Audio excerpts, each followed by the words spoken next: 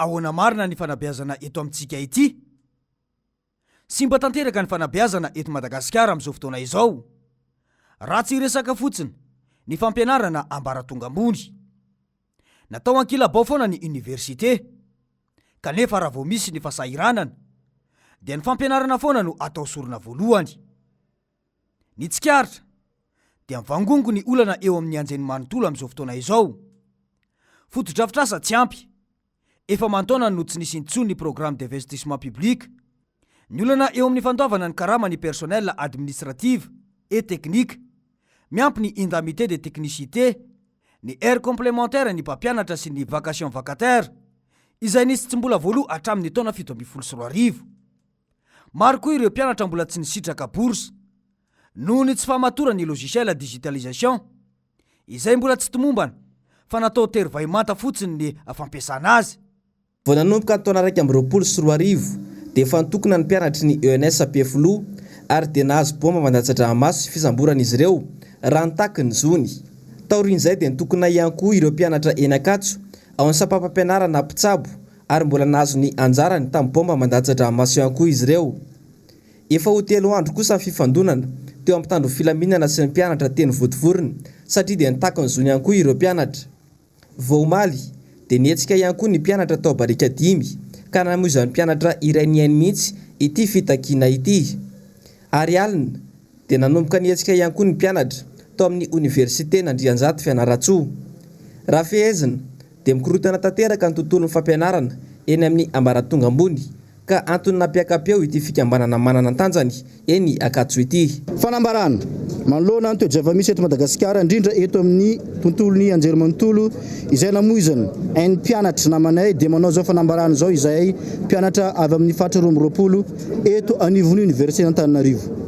Voalohany, miaraory amin'ny fianakaviany manamanjo ary manameloka tanteraka ny fihetsiky ny mpitandro ny filaminana izay namono na afaty ny namanay tany Toamasina izahay satria ny mpitandro ny filaminana dia tsy tompo ny aina fa natao hiaro ny aina.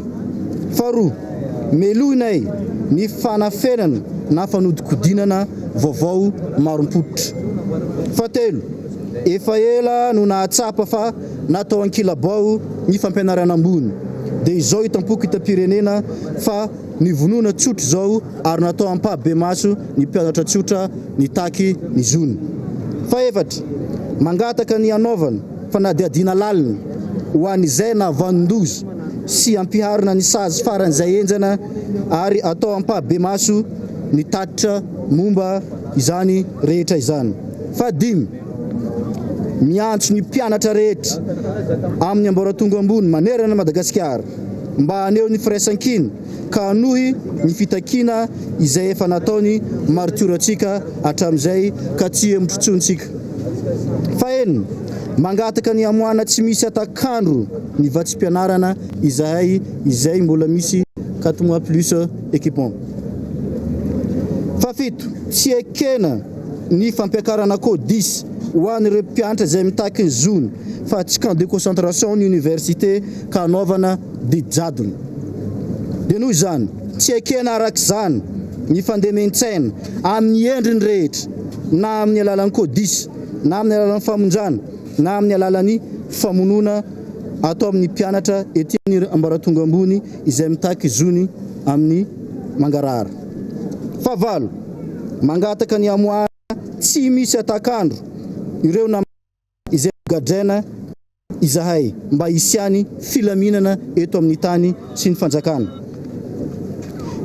Fanamariana, sao de alempanahy ny fanjakana ka hoe misy ambadika izao fanambarana ataonay izao fa tsorinay etony fa mitaky ny zonay izahay sy fiaramiory no ataonay eto.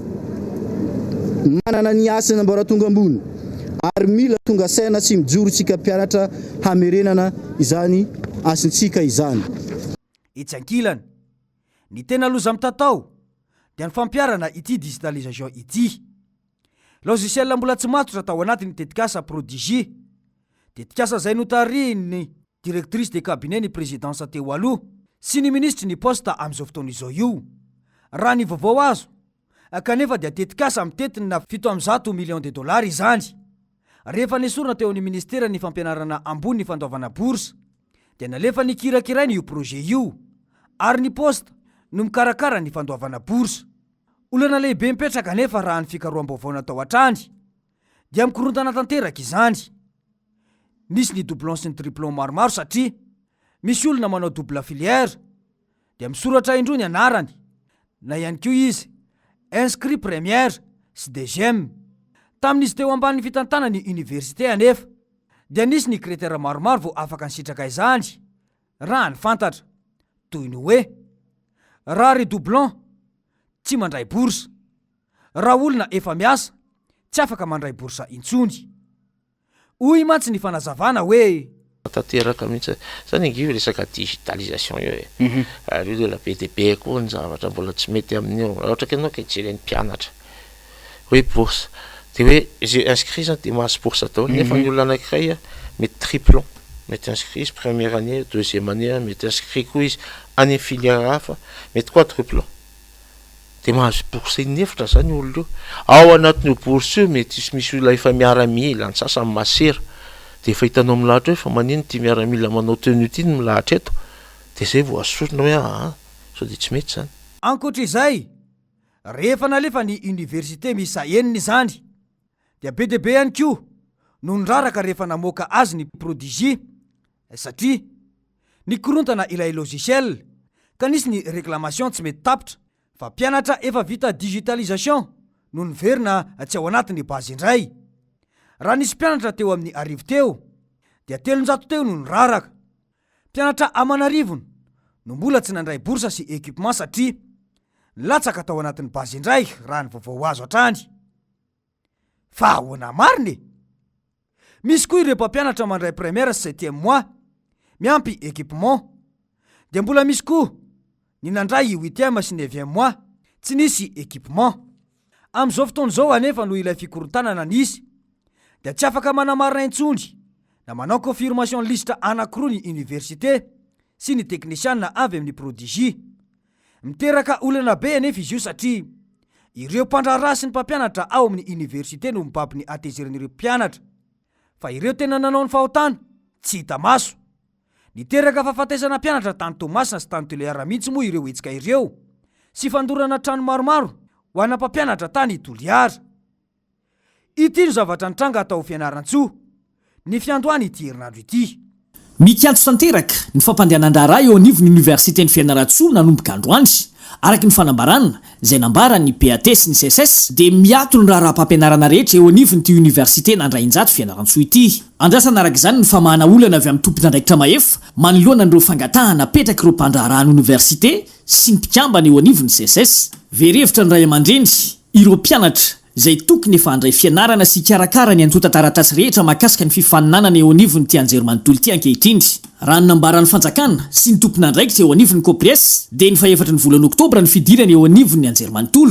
Etsakilana anefa araky ny efa nambara teo am-piandohana dia mikatso tanteraka ary mikatona tanteraka ny fampandehanan-draharaha eo anivon'izany université ny Fianarantsoa zany. Izay miakina tanteraka amin'ny fahafahan'ny établissement ny andraisana ny promotion anankiroa ka mety iseho ny olana amin'ny faniliana mpianatra sy ny mety sy ny taona fotsy ho an'ny mpianatra sasany. Eo intsony tsy fahaiza mijery amin'ny mety ho fahafahan'ny université andray an'ireo mpianatra afaka baka tamin'ny herintaona sy tamin'ity taona ity. Eny fa na ny resaka fotodrafitrasa fotsiny aza dia efa fantatra fa tsy ho zakan'ny université tokoa ny andray an'ireo mpianatra marobe ireo. Fa iza marina ny tompon'andraikitra, iza ny tena tsy mahavaolana, tena mahavita azy tokoa ve ty fitondrana misy ankehitriny ity. Fampianarana ambony eto amintsika no isehoan-javatra toy izany. Raha momba ny heure complémentaire indray dia efa tamin'ny taona 7 ireo enseignants chercheurs no nanaratrosa tamin'ny fanjakana.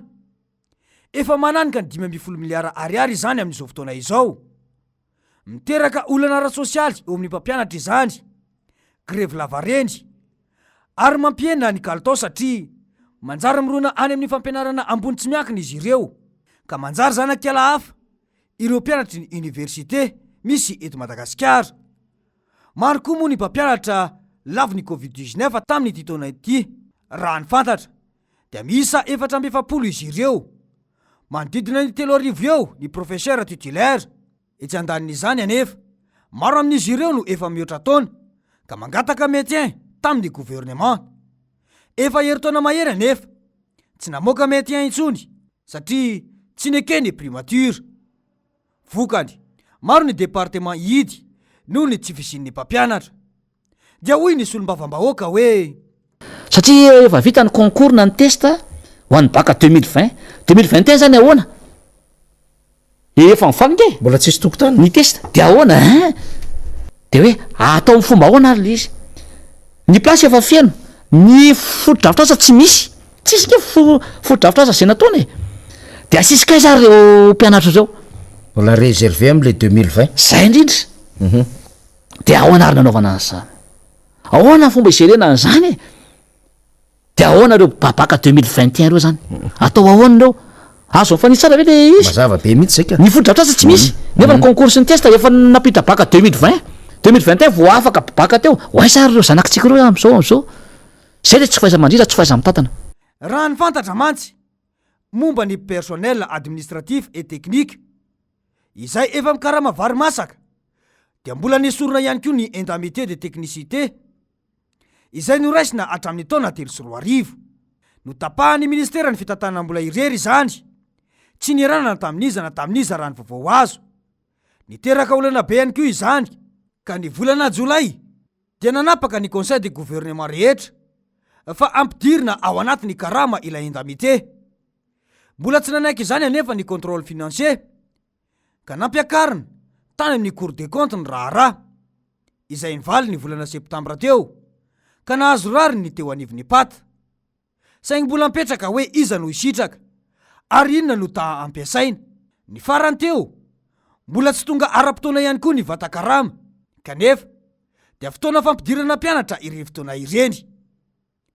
Mbola ao koa ny vacation correction baka 24 tsy voaloha hatramin'izao ny 124 koa anefa efa miteraka korontana tany Diego.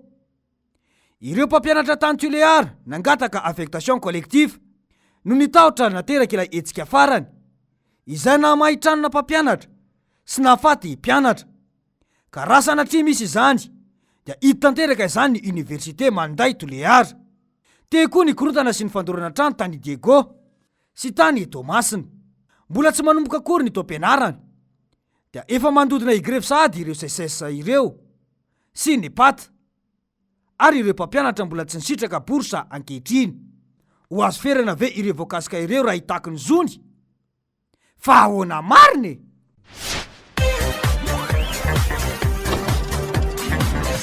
Ahoana mariny